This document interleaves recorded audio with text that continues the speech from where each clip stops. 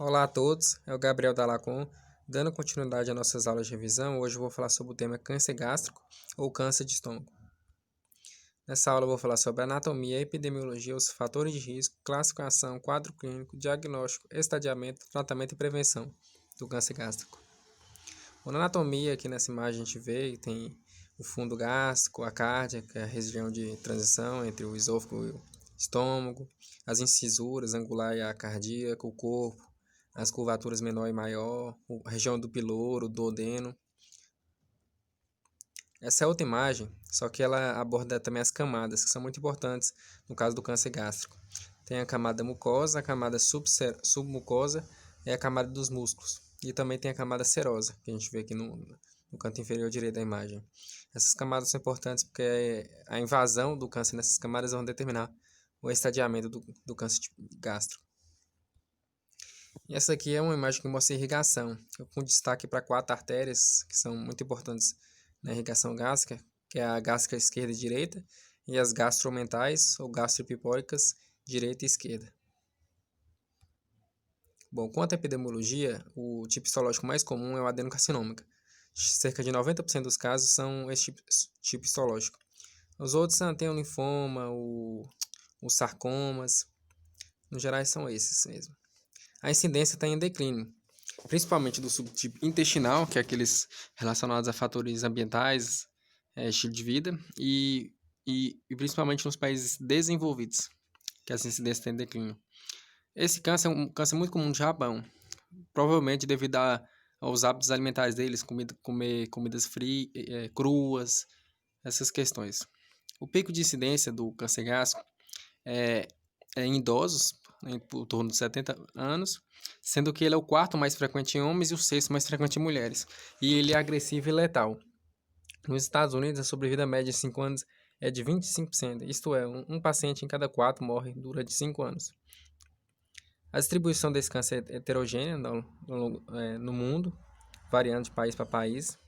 E apesar de ter havido um declínio na incidência desse câncer, nota-se que há um aumento da incidência dos cânceres que são proximais, localizados na carne no fundo, em detrimento daqueles que são mais distais. E em 2020, espera-se que haja no Brasil 21.230 novos casos, desses 1.270 no Ceará e 260 em Fortaleza. Essa imagem aqui do INCA mostra que, como eu falei, o câncer de estômago é o quarto mais frequente nos homens e o sexto nas mulheres. E quanto à mortalidade, essa imagem um pouco mais antiga, do INCA, dados de 2017, 2015, formação, o câncer de estômago é o terceiro que mais mata em homens e é o quarto que mais mata em mulheres. O quinto que mais mata em mulheres. Quanto aos fatores de risco, tem os cárdias, chamado de cardia e não cardia, essa imagem também é do INCA. Os fatores comuns que são comuns para os dois tem a idade, o sexo masculino, o tabagismo, a raça, a história familiar, o uso de bebidas alcoólicas e as radiações, particularmente raio-x e raios gama. Já para aqueles não cardíacos, que são aqueles mais distais, tem infecção por H. pylori, o baixo estado socioeconômico e a alta ingestão de alimentos salgados. Já os proximais, que são os cardíacos, nas cárdia, caso na região da cárdia, tem o excesso de gordura corporal e a doença do refluxo. Bom, o câncer gástrico ele tem uma etiologia multifatorial. Quanto à dieta, a gente pode falar que está associada à alimentação pobre em vitaminas antioxidantes, consumo de alimentos processados, defumados e enlatados, consumo de corantes e conservas. E uma questão muito importante também na etiologia desse câncer é o H. pylori. Normalmente ela está presente em água em alimentos, associada também ao baixo nível socioeconômico, estima-se que esteja presente em 70% do estômago dos brasileiros, sendo considerado pelo INCA o principal fator de risco, e ele é considerado também um carcinógeno do grupo 1, isto é sabidamente cancerígeno nos seres humanos. E o tratamento dessa bactéria é eficaz, com um tratamento adequado. E tem, pus aqui para citar o paradoxo africano, que tem países na África que tem alta prevalência de H. pylori, contudo, tem baixa prevalência de câncer gástrico. E uma questão muito importante é que a erradicação da H. pylori ainda na adolescência, isto é, antes de surgir as lesões pré-cancerígenas, talvez seja a medida mais efetiva na prevenção do câncer gástrico. E eu citei outros fatores também que estão associados ao surgimento desse câncer, como o vírus de Epstein-Barr, postos com alta concentração de nitritos e nitratos, anemia perniciosa, lesões pré-cancerosas, gastrites, metaplasia, displasia, a DUP gástrica, que é a doença ulcerosa péptica gástrica. Nesse caso, é obrigatório realizar biópsia para diferenciar do câncer, e a relação entre os dois não necessariamente de causa e efeito, está associada a mais questões de fatores de risco em comum.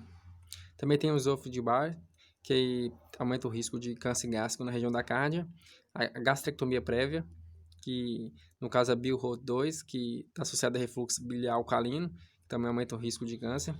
Tem os fatores ocupacionais, como trabalho na zona rural, agrotóxicos, trabalho na produção de borracha, a exposição à radiação ionizante.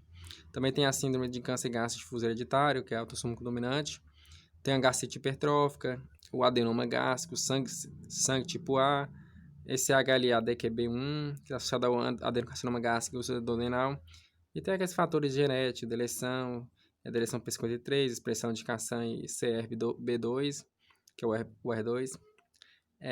Tem a superexpressão também do COX-2 e a mutação do APC. Eu vou abordar 3 classificações nessa aula que são importantes, que é quanto à localização, que eu já abordei um pouco, a de Borman, que é a macroscópica, e a de Lauren, que é a microscópica. Quanto à localização, os cânceres podem ser proximais ou distais.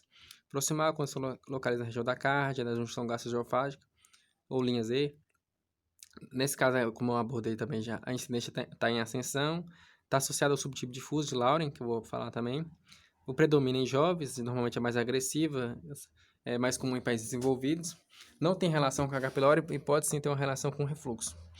E o distal, que é aqueles localizados no corpo e antro, está associado ao subtipo intestinal de Lauren, é mais comum no sexo masculino em idosos, ela normalmente é menos agressiva e está associado com H. pylori.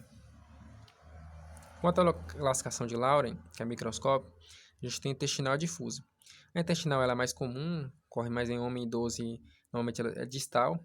São tumores bem diferenciados, com células glandulares, o prognóstico normalmente é melhor. Ele é esporádico, sendo associado a questões mais ambientais. Ele predomina onde aqueles países onde a incidência de câncer gástrico é alta. Gastrite crônica atrófica é um fator de risco importante. Normalmente apresenta lesão precursora, está associado também à instabilidade de microsatélites e normalmente tem uma disseminação hematogênica.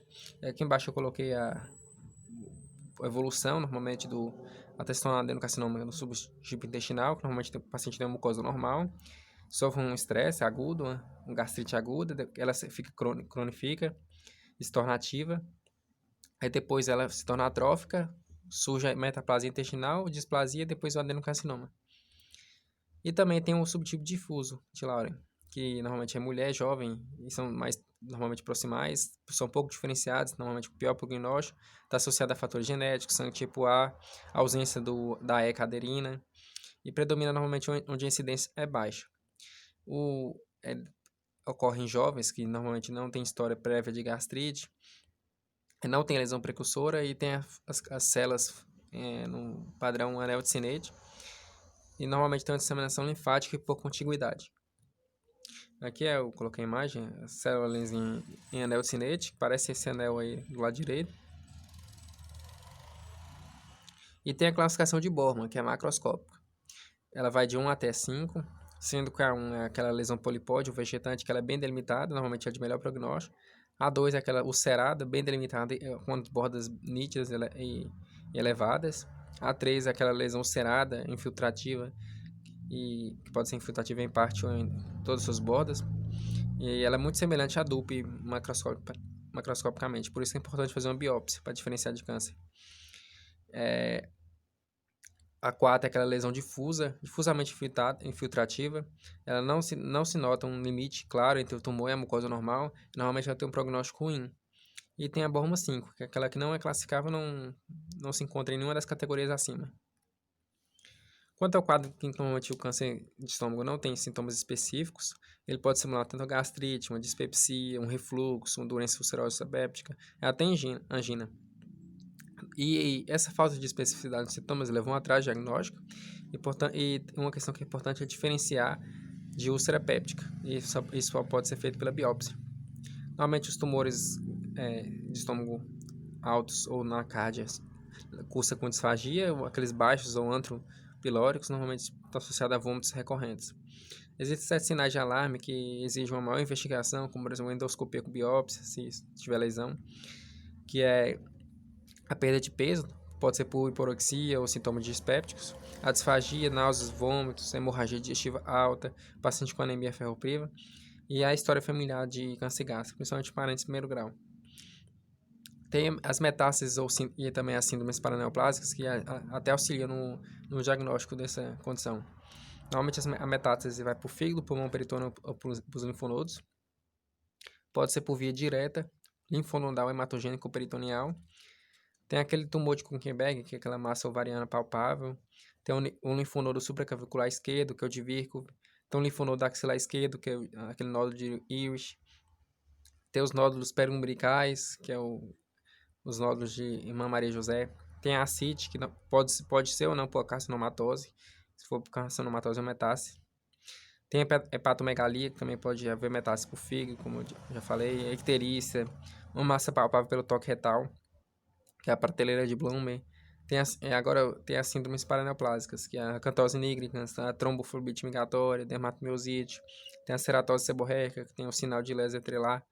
Tem a nefropatia membranosa, a poliarterite nodosa, o estado de hipercoagulabilidade. Todos esses sinais, os sintomas, eles podem ajudar no diagnóstico do câncer de estômago.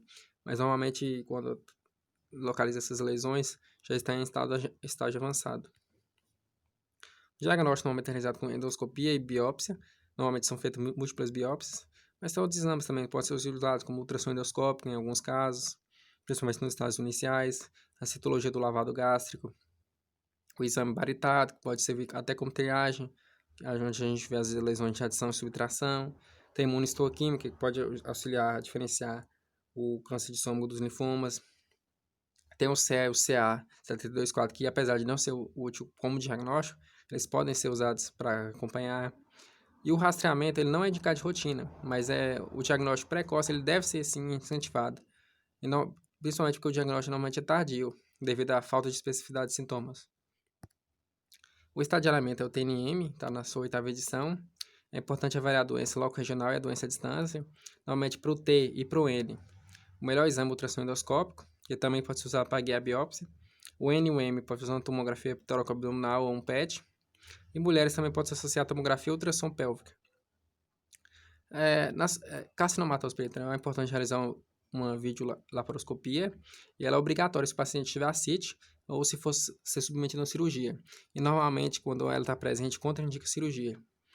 E tem um caso específico de câncer de estômago, que é aquele T1, independente do N, que é o câncer gástrico precoce, isto é, ele vai dar até a submucosa, que é aquela camada abaixo da mucosa. Aqui é o estadiamento NM, os T's, que leva em consideração a profundidade da lesão. O X é que não pode ser avaliado, o 0 é que não tem evidência, o TI é aquele incita ou displasia de alto grau, e tem onde tem 1 até 4. O M tem o 0, que é sem metástase, e 1 com metástase, e os linfonodos levam em consideração a quantidade de linfonodos acometidos.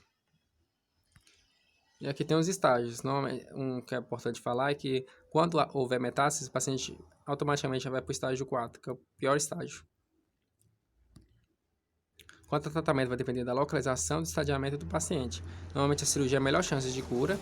E quando o paciente for submetido a um tratamento cirúrgico com intenção curativa, normalmente essa cirurgia é indicada com intenção curativa quando ele não tem risco proibitivo ou quando não tem contraindicação à cirurgia. Normalmente nos tumores proximais, pode fazer uma gastrectomia total, com linfonodectomia, que pode ser D1 ou D2, eu vou falar embaixo, com terapia neoadjuvante ou terapia adjuvante. E quando são distais, a gente pode fazer uma gastrectomia subtotal, com linfonodectomia D1 também ou D2, com terapia neoadjuvante. Anastomose pode ser em Y de Roux, normalmente são para aqueles tumores proximais. E o de Pierrot-2, que pode ser feito para os tumores distais. É importante também que tenha uma margem de segurança, de pelo menos 6 cm e 2 cm de distância do duodeno incluindo o piloro, no caso dos tumores distais. E não se faz mais de rotina a esplenectomia e pancreatectomia caudal. Aqui a linfonodectomia ela pode ser D1, D2, ainda não tem tanto consenso quanto qual é melhor. Mas no Brasil a gente faz normalmente a D2 ou a estendida. D1 é quando a gente tira os linfonodos perigástricos, e esses linfonodos vão depender da localização da lesão. E a D2, ou a estendida, é quando a gente tira ramos do tronco celíaco e os perigástricos. No Brasil, a amante ela é restrita porque ela pode apresentar melhores resultados. E o tratamento geralmente consiste em uma terapia adjuvante, também após a cirurgia, pode ser quimioterapia com ou sem radioterapia, para a melhor resposta cirúrgica. Isso o paciente vai ter 3, T4 ou linfonodo positivo. E no geral, a gente faz uma linfonodectomia 2 associada a essa terapia adjuvante, como eu já falei. Aqui tem a anastomose de Roux, e a gente faz 3 cortes, e depois faz a anastomose de jejum jejunal, esôfago com jejum. E tem a Bill 2, que são aquelas para os tumores distais. A gente faz o corte e nessa normalmente as condições pós-operatórias têm associada a mais sintomas. Por exemplo, eu tenho como eu falei, um refluxo alcalino, biliar alcalino, que até predispõe a um novo câncer.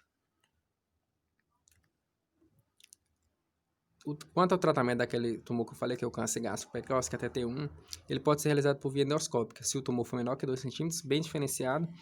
Se ele for restrito à mucosa, não pode estar restrito à submucosa, no caso é T1A, não for ulcerado e não tiver invasão angiolinfática. E quanto ao tratamento paliativo, no caso, para paciente com metástase, pode ser feita uma radioterapia para controle sintomático, como no caso de dor, sangramento, obstrução. Pode ser também feita uma quimioterapia paliativa, e essa normalmente aumenta a sobrevida, e pode ser feita em vários esquemas disponíveis. Tem até, normalmente, os pacientes sem condição cirúrgica fazem uma terapia endoscópica, pode ser feita. Pode-se usar também os dilatadores pneumáticos ou stents, nos casos de obstrução. E pode ser feita também uma gastrectomia parcial, uma gastroanastomose, se o paciente tiver baixo risco cirúrgico. E isso é feito para nutrir melhor o paciente. Também tem um anticorpo anti-HER2, que é o trastuzumab, que pode ser associado à quimioterapia tradicional e normalmente melhora a sobrevida. E as ressecções ela pode ser R0, R1 e R2. R0 é aquela ideal, onde após a cirurgia não tem evidência macro ou micro de lesão. R1 é quando tem evidência só de lesão micro, que é quando a gente chama de margens positivas. E R2 é quando tem evidência de lesão macro, lesão macro residual. E normalmente está associada a menor sobrevida.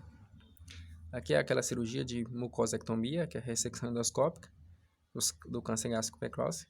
Ela é realizada dessa forma. E quanto à prevenção, normalmente ela é direcionada por subtipo intestinal de Lauren. Algumas eu já falei anteriormente. Mas é essencialmente hábitos de vida adequados. Cessar o tabagismo, parar de fumar, manter o peso corporal adequado, ter uma boa alimentação, vegetais crus, frutas cítricas, fibras, vitaminas antioxidantes, e evitar que os nitritos estuda para evitar que os nitritos se transformem em nitrosaminas, que aumenta o risco de câncer de estômago. Bom, foi isso. Essas aulas, como sempre, foi só para dar uma noção geral do câncer gástrico. Estude mais. Qualquer dúvida, pergunte a um membro da LACA1. Obrigado.